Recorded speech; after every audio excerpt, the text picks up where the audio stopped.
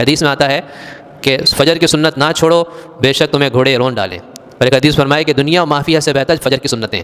تو اس کی چونکہ فضیلت بہت زیادہ ہے، یعنی تمام سنتوں میں سب سے زیادہ فضیلت اور سب سے زیادہ اہمیت وہ فجر کی سنتوں کی ہے، باقی سنتوں کی اہمیت اس سے کم ہے، اس حدیث کی جو حدیثیں میں نے آپ کو سنائی ہیں. اسی وجہ سے آپ نے سنا ہوگا کہ علماء بتاتے ہیں کہ اگر آدمی سفر میں ہے، ٹرین میں سفر کر رہا ہے، تو آپ بے شک سنتیں چھوڑ دیں، صرف فرض نماز پڑھ لیں. لیکن علماء بتاتے ہیں کہ فجر کی سنت نہ چھوڑیں، فجر کی سنت بھی پڑھے، فرض بھی پڑھے، باقی نمازوں میں صرف فرض پڑھ لے، وتر پڑھ لے. اور ایسے ہی اس کی خصوصیت یہ بھی ہے کہ عام فرض نمازوں کی جو سنتیں ہیں، جیسے ظہر سے پہلے کی سنت ہے یا ظہر کے بعد کی یا مغرب، اس کو آپ بیٹھ کے پڑھ سکتے ہیں.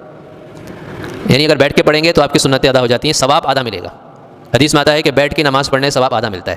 لیکن فجر کی سنت کی خصوصیت یہ ہے کہ اس کا بیٹھ کے نہیں پڑھ سکتے، اس کے لیے قیام فرض ہے، ضروری ہے. جیسے فرض نماز کے لیے قیام ضروری ہے، وتر کے لیے بھی قیام ضروری ہے، تو ایسے فجر کی سنتوں کے لیے بھی قیام ضروری ہے، اس کو آپ بیٹھ کے نہیں پڑھ سکتے. تو اس سے معلوم ہوا کہ ان سنتوں کی اہمیت زیادہ ہے.